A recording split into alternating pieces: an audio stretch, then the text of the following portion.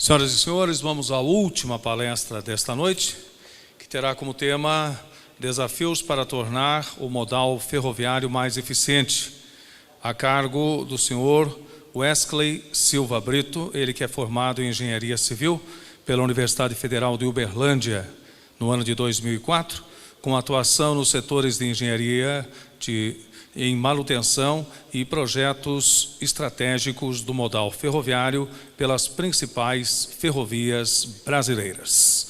Chamamos à frente para a sua palestra, engenheiro Wesley Silva Brito.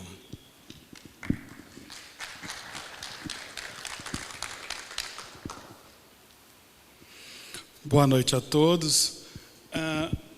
O tema da palestra, então, é um tema bastante relevante, principalmente quando a gente fala em Brasil, né? Nós temos aí uma carência muito grande por eficiência, principalmente nos nossos modais aí de transporte. Então, o intuito dessa palestra não é uma representação da Rumo, apesar de fazer parte da empresa, é uma discussão no âmbito muito maior em relação ao tema. Sim, a Rumo é a maior empresa de logística do Brasil, obviamente.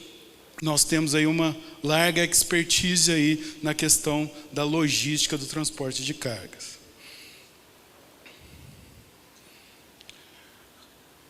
O primeiro slide aqui, a gente faz só uma contextualização. Obviamente, para uma palestra com um público de engenheiros, isso aqui é muito...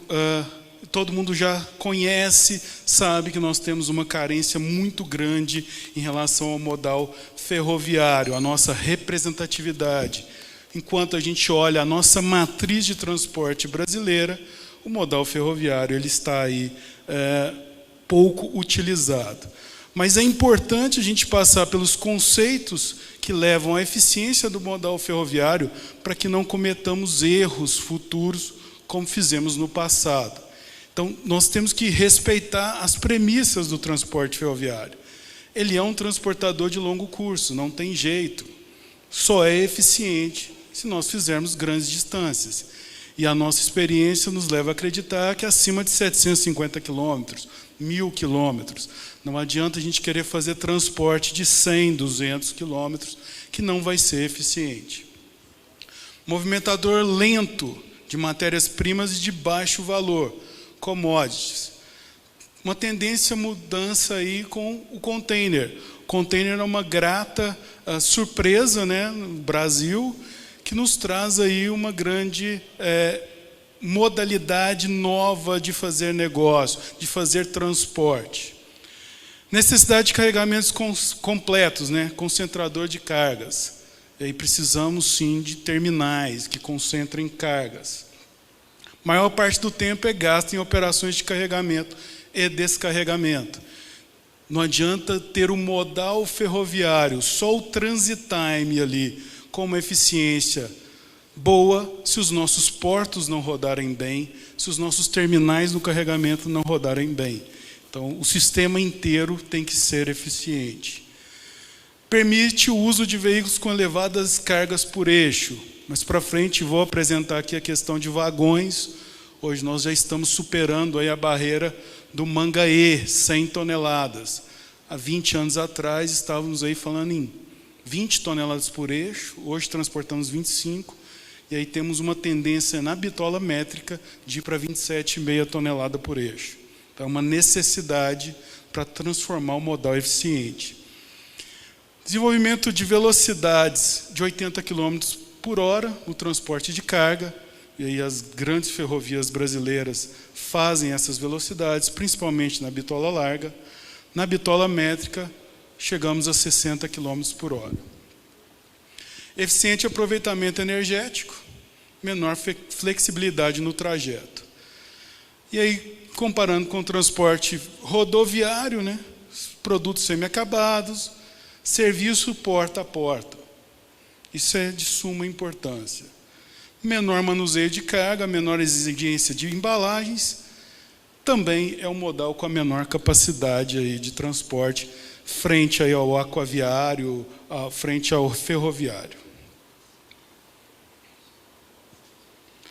Então, Intermodalidade. Isso é muito importante hoje para que a gente consiga fazer o escoamento aí do agronegócio no Brasil.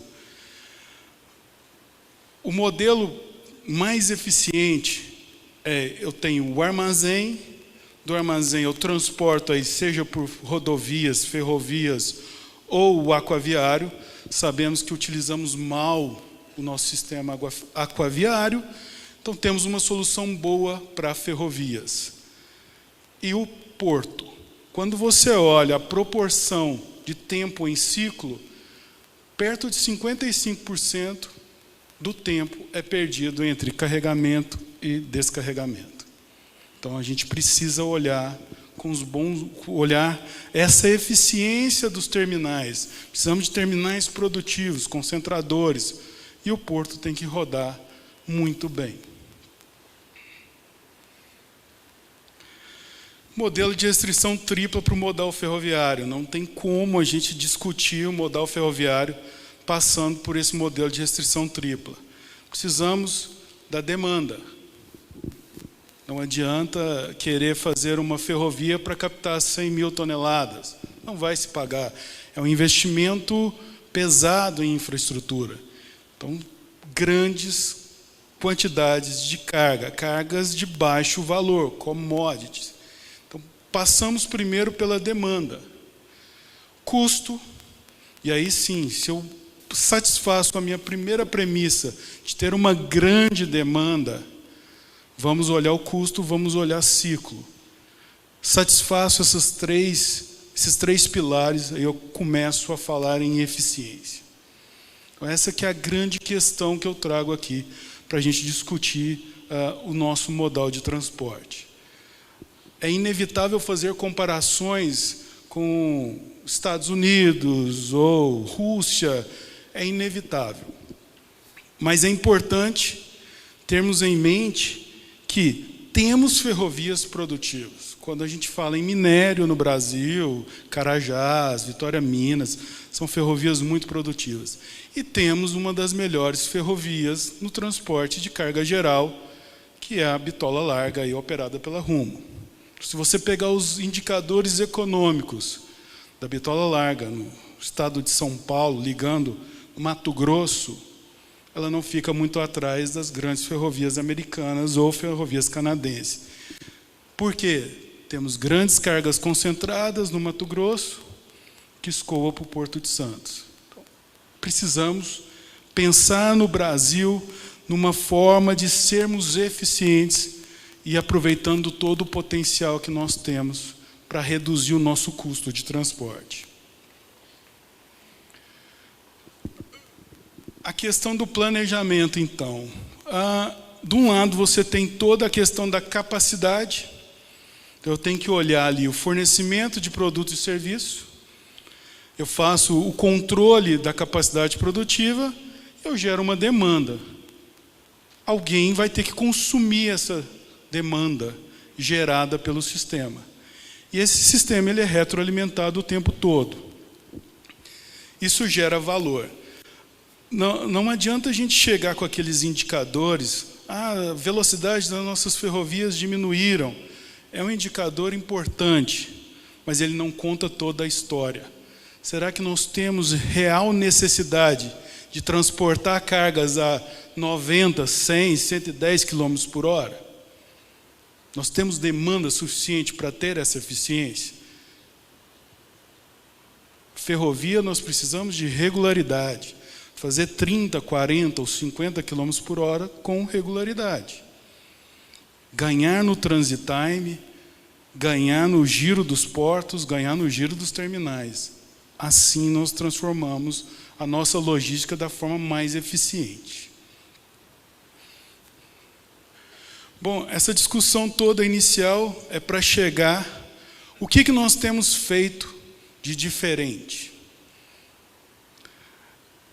A eficiência, então, ela busca uma redução de custos e ciclos.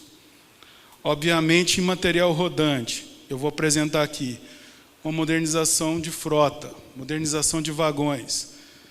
Não é só um ativo novo, é um ativo novo mais produtivo. É um ativo novo que agrega valor ao sistema. Locomotivas novas. Então, locomotivas que trazem aí uma eficiência muito maior.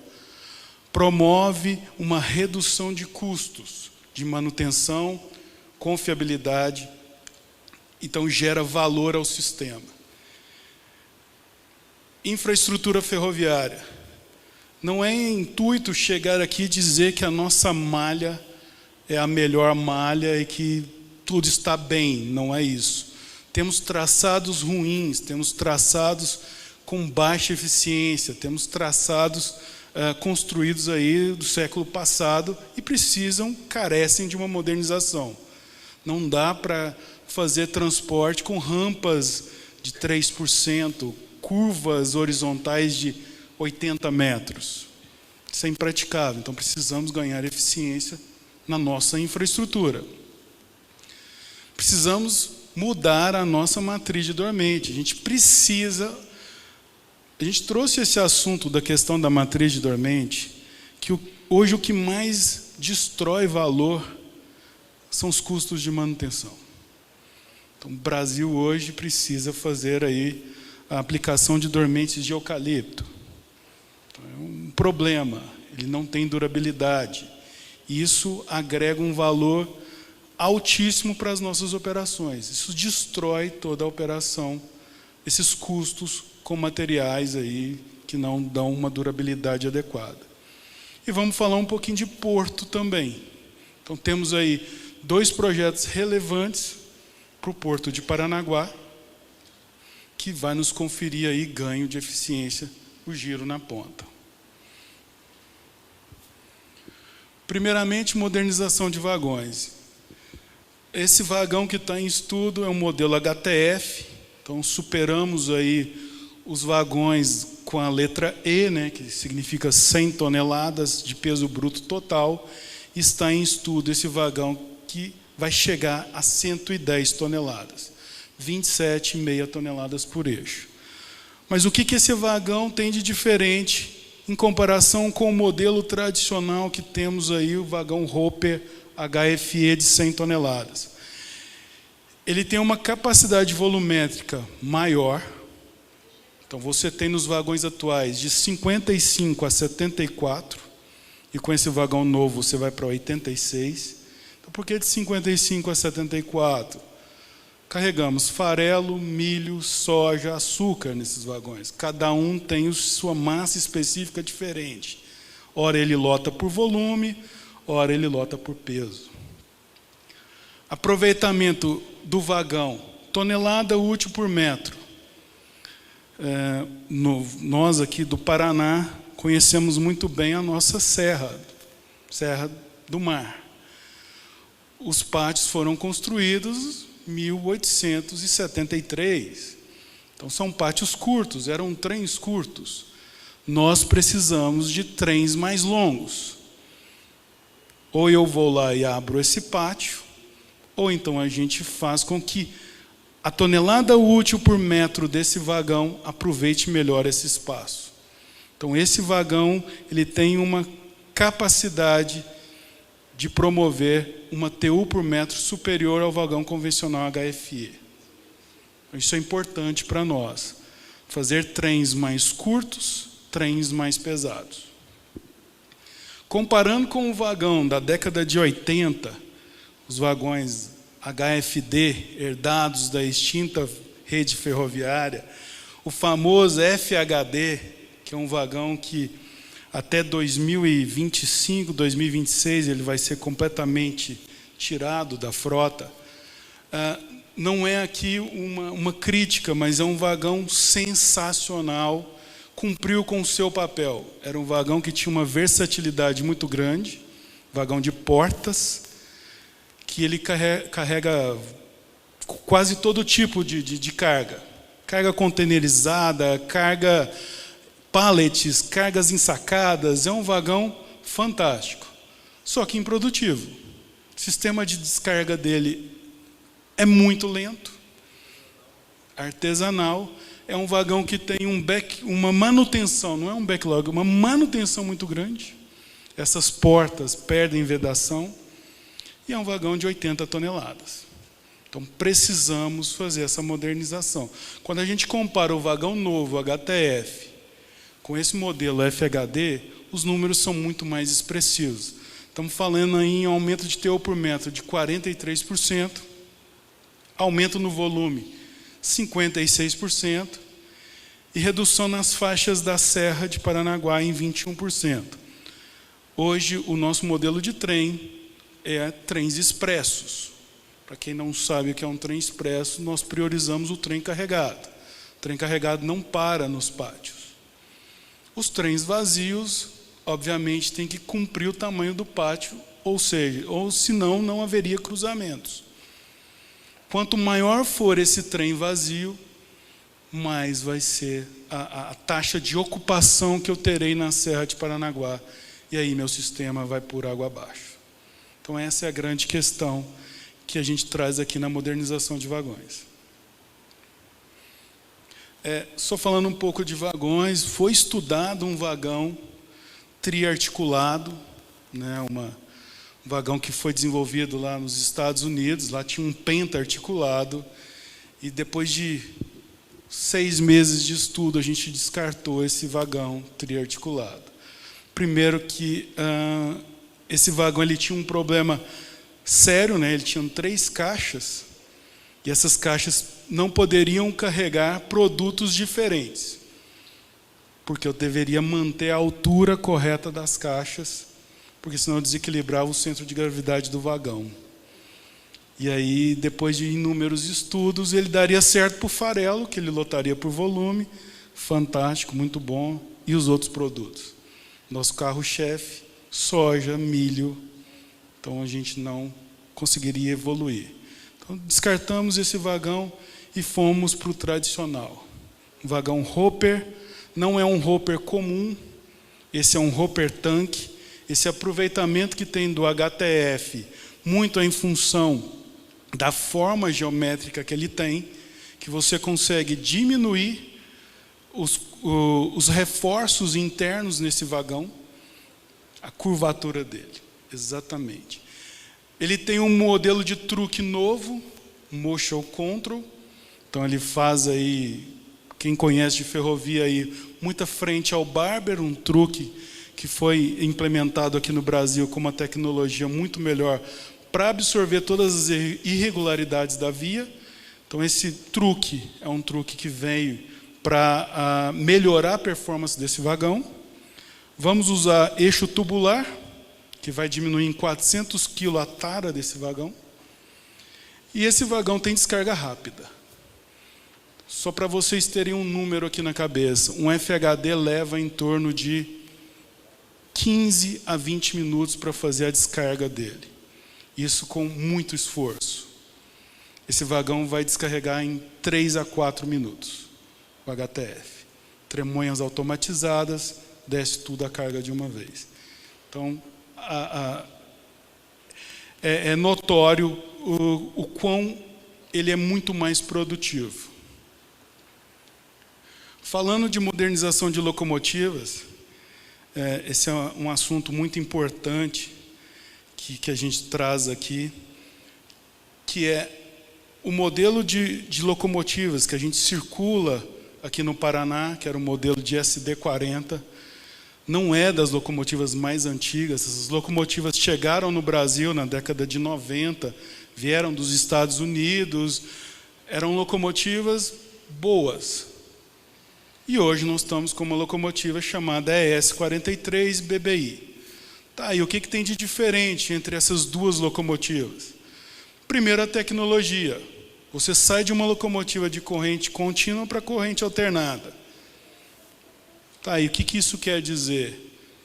Primeiro, mais importante, consigo operar a baixas velocidades. Uma SD40 exige uma velocidade de regime contínuo em torno de 22 km por hora. Abaixo disso, superaquecimento, motor de tração queima. A AES consegue operar a baixas velocidades.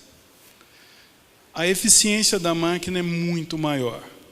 Você tem 8 motores de tração nessa máquina, ela tem 8 eixos, então 8 motores de tração, que tem uma eficiência de 38% superior aos motores convencionais.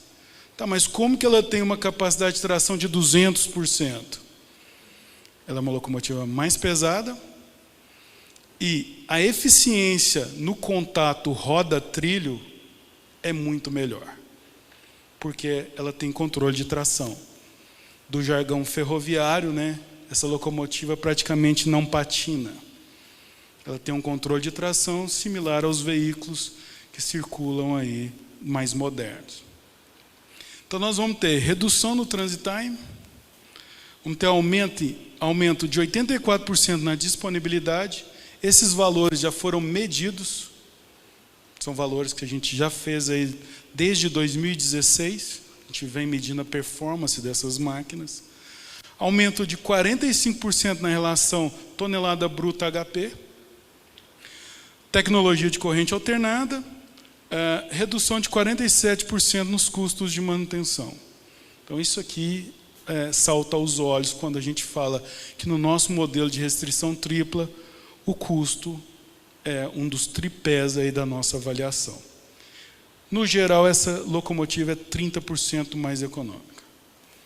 Então, falando de modernização de locomotivas, o que a gente extrai desse slide é o seguinte: precisamos fazer nosso dever de casa muito bem feito. Frota boa, frota confiável, para que a gente consiga aí entregar toda a produção, aí, todo o transporte necessário. Falando na mudança da matriz de dormentes, e aí fui precedido aí pelo Gustavo aí da Viapol, né? Muito importante, já vamos fazer contato.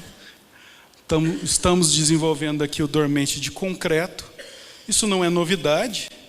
Ferrovias europeias, ferrovias brasileiras, as novas ferrovias do Brasil são construídas em dormentes de concreto. Mas o que tem de novo neste dormente de concreto e qual que é a nossa proposta para revitalização ou para construção de novos traçados que a gente traz aqui? Primeiro, o uso de pads. Então, o uso de materiais com grande resiliência. Então, o dormente de concreto nosso vai ter um rail pad, que é uma palmilha do trilho com o dormente, então evitando aí a degradação na região do trilho, que as ferrovias americanas sofrem bastante, e Carajás tem sofrido com esse problema também. Recentemente fizeram lá dormentes para 40 toneladas por eixo, tiveram problemas na região do trilho. E o mais importante, que é o underslip pad, que é o pad colocado no contato com o lastro. Esse é o grande diferencial. Então, melhorar o nosso pavimento ferroviário, melhorar a distribuição de tensões no lastro, diminuir o impacto dinâmico, proteger os nossos trilhos, ter uma performance do pavimento muito melhor. Quando a gente olha o nosso LCC, e aí esse LCC é muito importante, que esse custo de ciclo de vida, ele foi idealizado 1 quilômetro de via nova. Então pegamos todos os itens e fizemos as nossas contas. O concreto com pad, ele supera o eucalipto, ele supera o aço, ele supera o polímero, ele supera todos os dormentes que a gente estudou e que tem uma base teórica muito sedimentada no Brasil. E quando a gente fala em vida útil, ele aumenta a vida útil em 10 vezes. De onde saiu essas 10 vezes? Dormente de eucalipto hoje dura em torno de 5 anos. 5 anos. Podemos fazer o estudo que a gente quiser aqui, temos desenvolvimento, 5 anos é o que a gente coloca. Dormente de eucalipto tratado, ele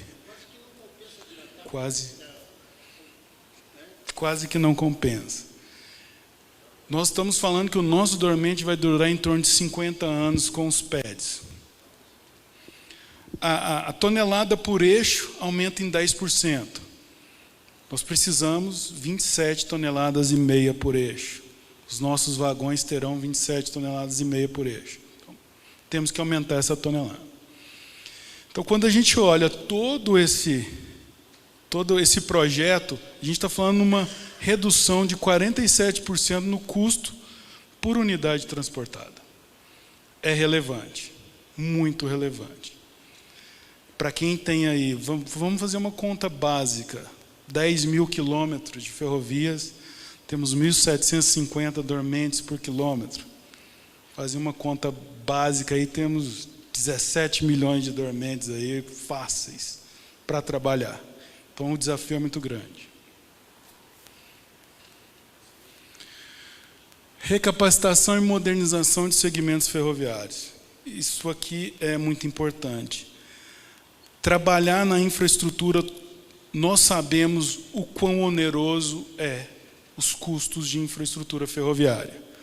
O governo tem construído ferrovias ao custo de 3 milhões de dólares o quilômetro.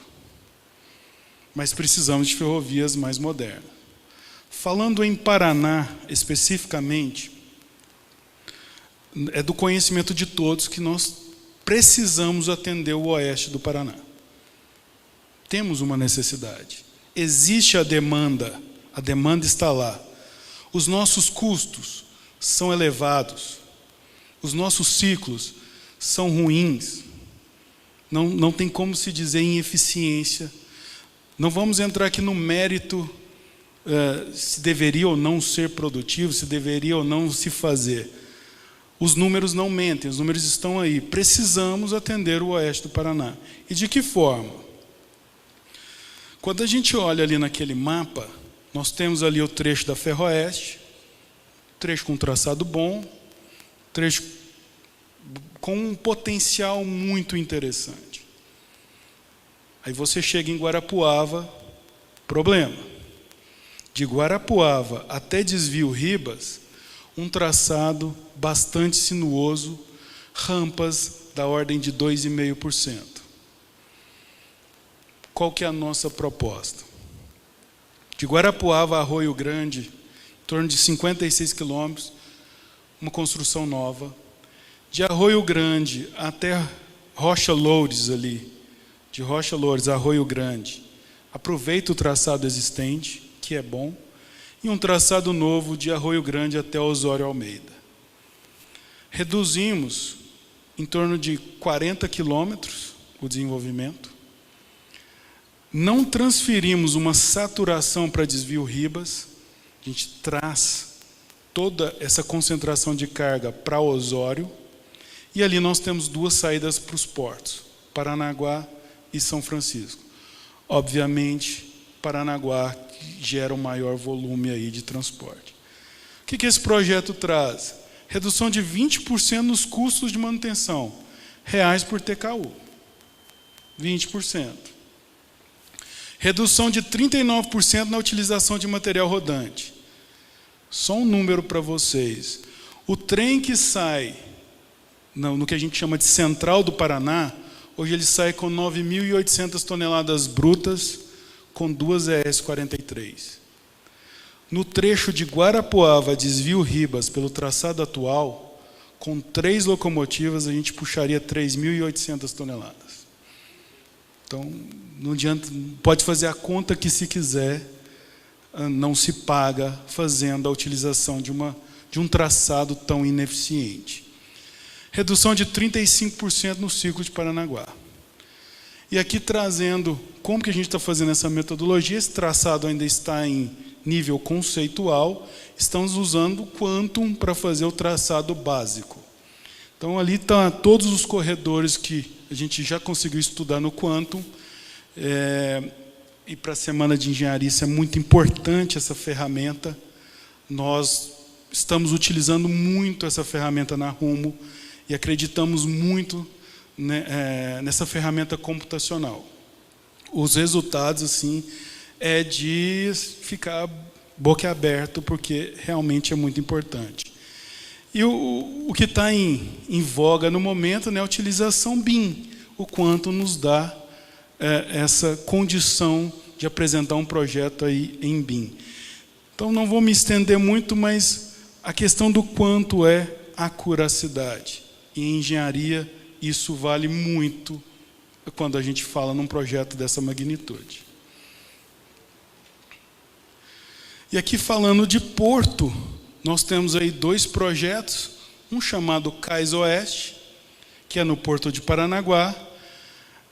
Ele conta com um terminal novo, correias transportadoras e uma moega ferroviária nova.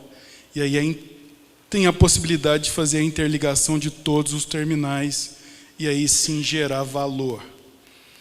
Aumento da eficiência de 30% a 40% na movimentação de vagões.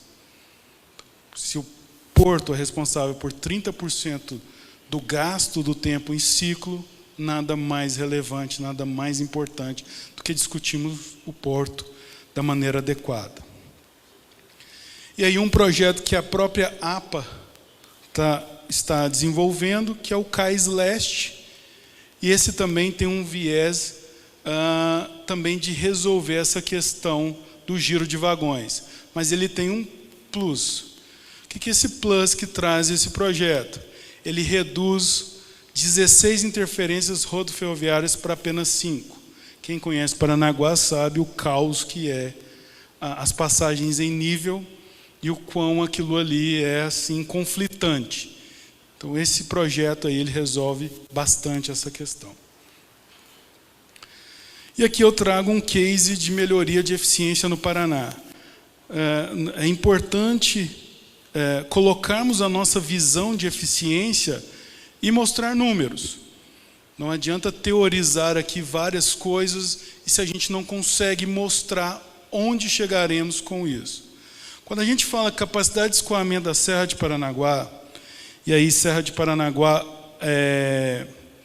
existe aí um mito que ela está saturada, existem várias discussões a esse respeito. É incontroverso o fato de que é um gargalo, é óbvio. Rampas de 3,5%, um traçado extremamente desafiador, raios de curva de, hoje, 80 metros, mas eram 68 metros os raios de curva da Serra de Paranaguá, é um gargalo. Mas esse gargalo está saturado? Essa é a questão. E aí, rumo começou 2015, meio de 2015, temos que ganhar eficiência na Serra de Paranaguá. Qual que é a capacidade da Serra? 13 milhões de toneladas. O que nós vamos fazer? Vamos fazer uma infraestrutura nova? Eu acredito que um projeto dessa magnitude, eu não estou dizendo nem financeiramente, eu estou dizendo os impactos gerados por um projeto desse. E no ímpeto de querer fazer, vamos olhar o quão ineficiente é esse gargalo. Talvez a gente pode ter aqui uma solução. Fomos para a modernização de frota. Primeiro, locomotivas. Vamos trazer a S43, locomotiva de primeiro mundo. Modernização de vagões. Vamos recapacitar a via permanente. Serra de Paranaguá hoje toda em trilho 60, o IC60, trilho europeu. Todos os dormentes em madeira de lei, todas as pontes revitalizadas. Garanto que não há uma restrição de velocidade na Serra de Paranaguá. Recapacitei a via. Trouxe frota nova de locomotivas. Entro com os vagões novos ano que vem, HTF. Começo a renovar a minha frota e mudo o meu sistema de licenciamento. Então, só no sistema de licenciamento nós estamos falando em ganhos que no ciclo, hoje a gente licencia um trem em 8 minutos, vamos licenciar em 3 minutos, 2 minutos. Isso para o ciclo aí é muito importante. Com todas essas melhorias, a gente sai. Hoje, nós podemos fazer 30 milhões de toneladas na Serra de Paranaguá. 30 milhões. Não fazemos 30 milhões, mas podemos fazer, é a capacidade. Depois que implementarmos o sistema de licenciamento e renovar completamente a frota com vagões HTF, vamos para 40 milhões. A serra para em 40 milhões? Não. Ainda tem pequenas expansões em pátios que a gente pode fazer com que o trem que desce não gere 3 lotes na subida. Ele pode gerar só 2 lotes. Então eu aproveito ainda melhor as faixas de descida da serra. Então a serra, nos nossos números, pode chegar a 60 milhões de toneladas. 60 milhões de toneladas. E aí muitos vão perguntar, de onde saíram esses números? Teoria clássica, Coulson, podemos usar a teoria da própria AREMA, e fizemos simulações com esse software Arena, nós fizemos e chegamos a esses números. Então nós temos embasamento aí para chegar a esses números. Então o aumento da extensão do comboio de 80 para 120 vagões. E aumento de tonelada bruta por comboio de 8.000 para 9.800 toneladas. Os nossos trens hoje estão com 9.800 toneladas. Isso elimina, só esses 1.800 toneladas, 67 caminhões. É vantajoso, é importante. Para finalizar, meu tempo já está acabando, eu deixo aqui algumas provocações importantes. O que a gente tem como desafio, olhando a nossa engenharia, olhando o Brasil, o que nós acreditamos ser importante? Inovação tecnológica. Trouxe aqui um exemplo de Dormentes, mas nós temos aí trilhos para estudar, lastro, nós temos para estudar locomotivas novas, sistemas de licenciamento novo, nós temos que resgatar esse desenvolvimento ferroviário, que é importante. Hoje, se você for procurar uma literatura, você vai achar o quê? Brina, Sheehan, Eisenman. O Brasil mesmo não tem um desenvolvimento muito grande. Isso, para nós, é extremamente ruim. Nós teríamos que ter um desenvolvimento similar às rodovias. Recentemente saiu aí um modelo novo de cálculo de pavimento rodoviário, Medina. Já estão usando sistema mecanístico. Nós, da ferrovia, ainda estamos ali nos ábacos. Então, muito importante. Retomada do desenvolvimento técnico-científico com a criação de centros de estudos, similar ao TCCI nos Estados Unidos. Isso é muito importante. Hoje, se precisamos fazer um desenvolvimento de um material novo, a modelagem é em campo. A modelagem é lá em campo. Preciso ver um AMV novo. Coloca ele em situação de carga e vou monitorando. Ruim. Reestruturação da indústria ferroviária. Brasil, uma necessidade imensa de ferrovias. Não temos siderúrgicas que fazem trilhos. Temos agora, recentemente, uma fábrica da GE no Brasil para fazer locomotivas. A Progress trouxe também uma fábrica para o Brasil. A Green Bay está com os vagões. Mas é pouco. É pouco ainda. Desburocratização fiscal. No início eu falei em intermodalidade. Foi proposital. Se não desburocratizarmos a questão fiscal, não dá para falar em multimodalidade. O Brasil é muito burocrático. Investimento na formação de mão de obra qualificada. Short lines, modelo americano. Trago aqui, então, mais uma discussão da questão do americano. Na primeira palestra, foi importante. Não tem que copiar o que o americano fez. Mas o que ele fez de bom, vamos trazer para o Brasil. O Brasil não inventou ferrovias, o Brasil não inventou rodovias.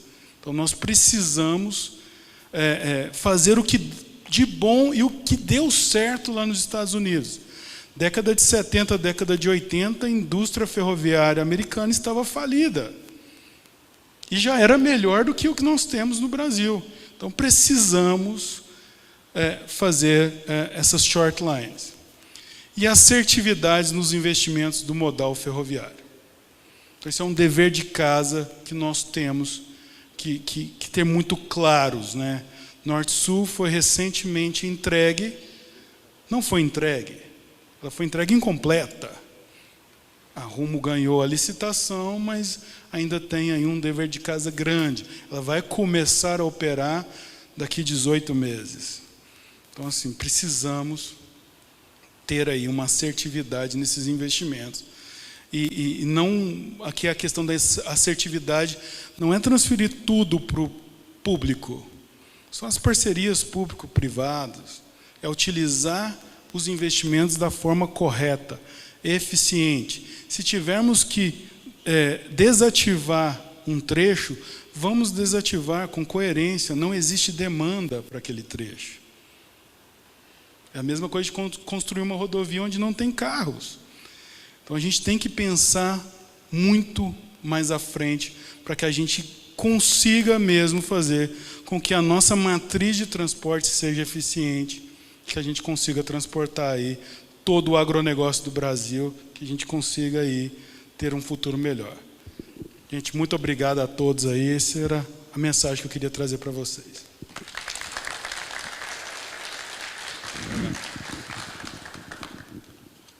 Convidamos neste momento o nosso diretor técnico do IEP, engenheiro Ferrúcio Kochinski, para que proceda à entrega do certificado de participação ao nosso palestrante.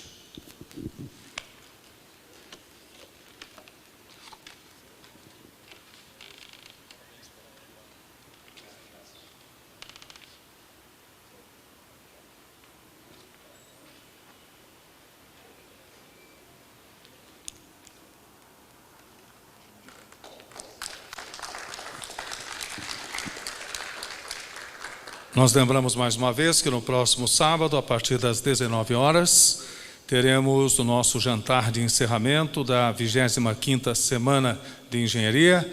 Aos que ainda não retiraram seus ingressos, podem fazê-lo na recepção do nosso evento. Amanhã continuamos com nossa programação, onde contamos com a presença de cada um de vocês. Em nome do Instituto de Engenharia do Paraná, agradecemos a presença de todos. Boa noite e obrigado.